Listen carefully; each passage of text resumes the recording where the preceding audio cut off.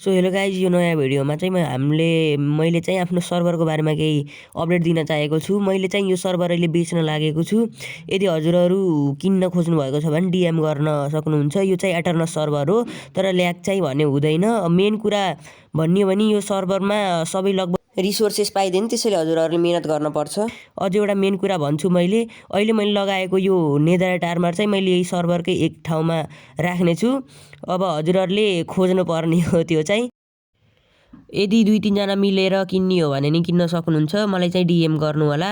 अनि हामीले चाहिँ आई अफ एन्डर बनाइसकेको छौँ एन्ड जानको लागि, त्यसको लागि केही चिन्ता लिनु पर्दैन।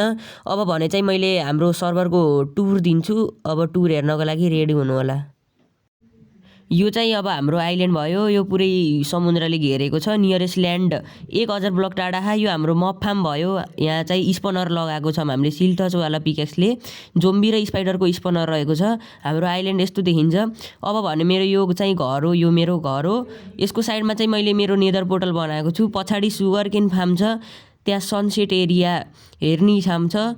यहाँ मेरो कबलस्टोन जेनेरेटर फार्म, यो चाहिँ पहिलाको मफ फार्म थियो, अहिले चाहिँ छैन।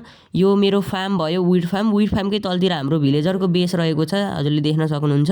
यस्तै गरी माथि आउने भने यहाँ एउटा नर्मल टेम्पल छ।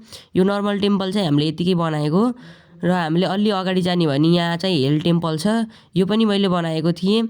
यो चाहिँ रह्यो मेरो घाँस बस्ने ठाउँ। यहाँ ह्याप्पी घाँस हामीले टिनबाट लिएर आएको छौँ।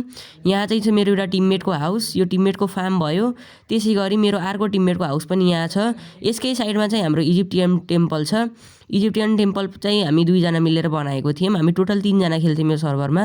माथिबाट हेर्न सक्नुहुन्छ, यहाँ फ्ल्याट एरिया बनाएको थिएँ। यो फ्ल्याट एरिया मुनि जाने भने पुरै डटले घेरिएको छ, तल चाहिँ मब स्पन हुन्छ। अब यसै गरी मैले यो सर्भरको टुर देखाएको छु। अब हजुर इच्छुक हुनुहुन्छ भने मलाई डिएम गरेर जानकारी लिन सक्नुहुन्छ। प्राइस चाहिँ लो छ, डिएम गर्नुलाई थ्याङ्क यू।